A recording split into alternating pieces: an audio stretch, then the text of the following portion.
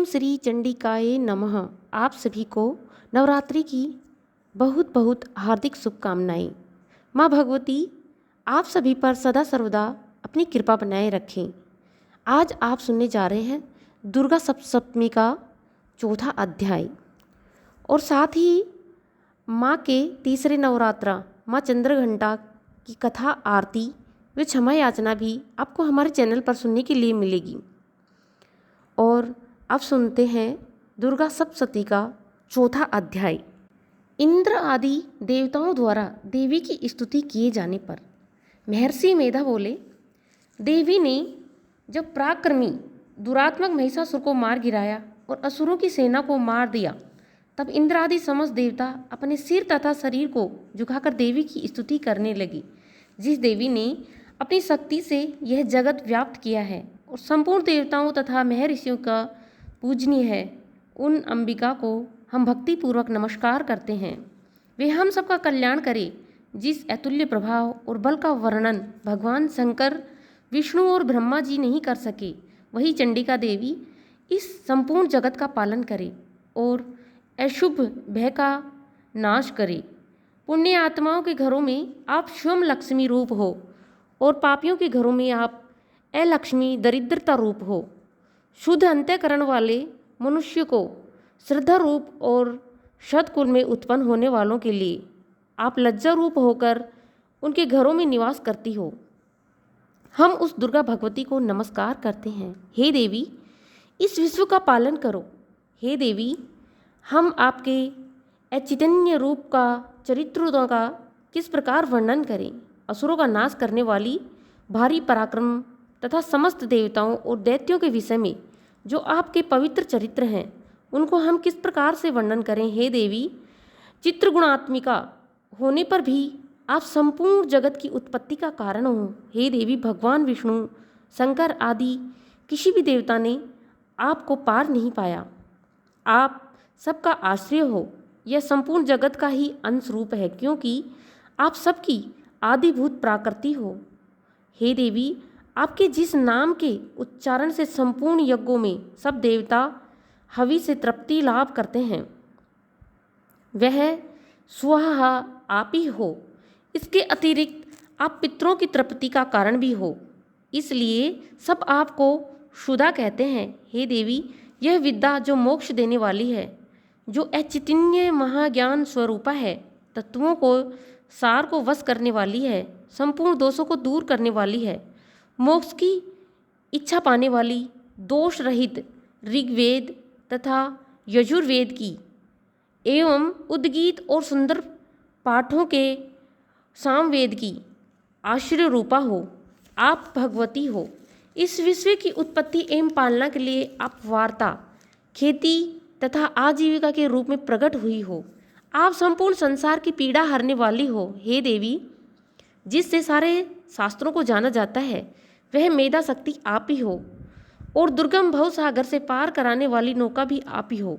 लक्ष्मी रूप से विष्णु भगवान के हृदय में निवास करने वाली और भगवान महादेव द्वारा सम्मानित गौरी देवी आप ही हो। मंद मुस्कान वाले निर्मल पूर्ण चंद बिंब के समान और उत्तम सुवर्ण की मनोहर कांति में कमनीय आपके मुख को देखकर भी महिषासुर क्रोध में भर गया। यह बड़े आश्चर्य की बात है।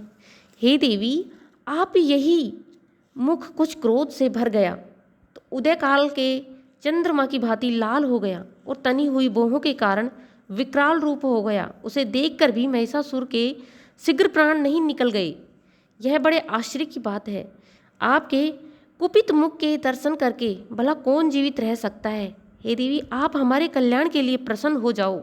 आपके प्रसन्न होने से हम इस जगत का भयुदय होता है और जब आप क्रुद्ध हो जाती हो तो कितने ही कुलों का सर्वनाश हो जाता है। यह हमने अभी अभी जाना है कि जब आपने महिषासुर की बहुत बड़ी सेना को देखते देखते मार दिया। हे देवी, सदा अभ्युदय होने करने वाली आप जिस पर प्रसन्न हो जाती हो, वही देश में सम्मानित होते हैं। उनके धन यश की वृद्धि होती है, उनके धर्म कभी शिथिल नहीं होते और उनके यहाँ अधिक पुत्र पुत्रियाँ और नौकर होते हैं। हे देवी, आपकी कृपा से ही धर्मात्मा पुरुष प्रतिदिन श्रद्धापूर्वक यज्ञ करता है और धर्मानुकूल आचरण करता है और उसके प्रभाव से स्वर्ग लोक में जाता है, क्योंकि आप तीनों लोकों में मनवांछित फल देने वाली हो। हे माँ दुर्गे, आप श्रवण करने पर समस्त जीवों के भय नष्ट कर देती हो और स्थिर चित्त वालों के द्वारा चिंतन करने पर उन्हें और अत्यंत मंगलमय करने वाली बुद्धि देती हो। हे दद्वृत दुख नाशनी देवी, आपके सिवा दूसरा कौन है? आपका चित्त सदा दूसरों के उपकार में लगा रहता है। हे देवी, आप शत्रुओं को इसलिए मारती हो, उनके मारने से दूसरों को सुख मिलता है, वो चाहे नरक में जाने के लिए चिरकाल तक पाप करते हों, किंतु आपके साथ युद्ध करके सीधे स्वर्ग को जाएंगे, इसलिए आप उनका वध करती हो। हे देवी, क्या आप दृष्टिपात मात्र से समस्त असुरों को भस्म नहीं कर सकती?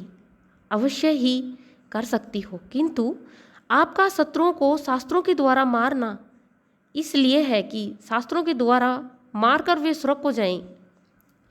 इस तरह से हे देवी, उन शत्रुओं के प्रति भी आपका विचार उत्तम है। आपके उग्र खड़ग की चमक से और त्रिशूल की नोक से, क्रांति की किरणों से असुरों की आंखें फूट नहीं गई। उसका कारण यह था कि वे किरणों से शोभायमान आपके चंद्रमा के समान आनंद प्रदान करने वाले मुख को देखकर रहे थे। हे देवी, आपका शील दुष्ट व्यक्तियों के दुर्व्यवहार को दूर करने वाला है। आपका रूप ऐसा है जो न तो कभी चिंतन में आ सकता और न किसी दूसरों से कभी तुलना की हो सकती। आप बल एवं पराक्रम शत्रुओं का नाश करने वाली हैं। इस तरह अपने शत्रुओं पर भी दया कर प्रकट की है। हे देवी, आपके बल की किसके साथ बराबरी की जा सकती है, तथा शत्रुओं को भय देने वाला इतना सुंदर रूप भी और किसका है?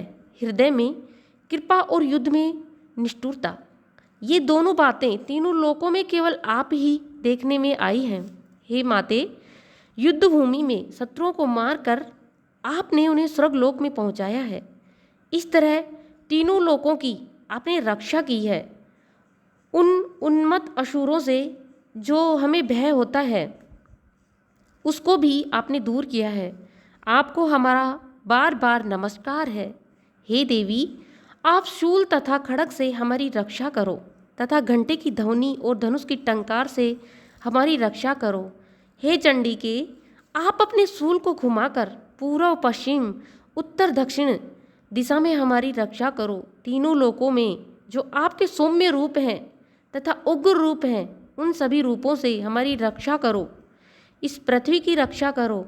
हे अंबिके, आपके कर पल्लवों से जो खड़ग, शूल और गदा आदि शस्त्र शोभा पा रहे हैं, उनसे हमारी रक्षा करो।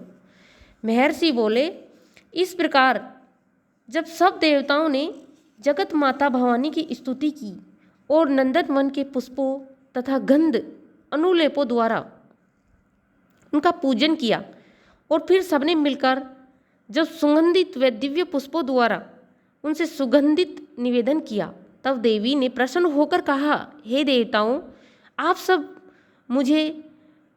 मुझसे मनवांछित वर मांगे।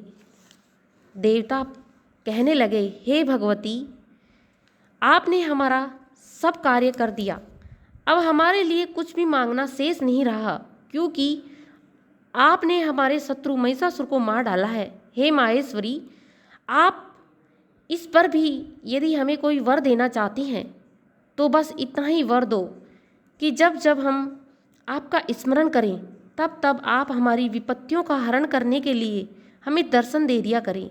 हे अंबिके, हे चंडिके, जो कोई भी आपकी स्तुति करता है, आप उसको वित्त समृद्धि और वैभव देने के साथ ही उनके धन, स्त्री आदि संपत्ति बढ़ाएं और सदा हम पर प्रसन्न रहें। हे नवदुर्गे, महर्षि जी बोले, हे राजन, देवताओं ने जब जगत के लिए तथा अपने लिए इस प्रकार देवी को प्रसन्न किया तो वह तथास्तु कहकर देवी अंतर्ध्यान हो गई। हे भूप राजा, जिस प्रकार तीनों लोकों का हित चाहने वाली वो भगवती देवताओं के शरीर से उत्पन्न हुई थी, वह सारा वृत्तांत मैंने तुमसे कह दिया है।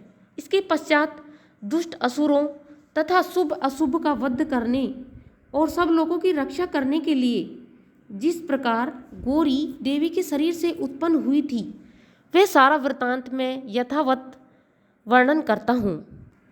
इसी प्रकार से माता रानी का चौथा अध्याय संपूर्ण हुआ। माता रानी के और 3 अध्याय चैनल पर उपलब्ध हैं, सो आप सुन सकते हैं। बाकी के माता रानी के बचे हुए अध्याय 9 दिनों तक आप हमारे चैनल पर सुने। अगर आपने चैनल को सब्सक्राइब नहीं किया है तो सब्सक्राइब कर लें, बेल आइकन को प्रेस कर लें ताकि सभी नोटिफिकेशन आप तक पहुंच सकें।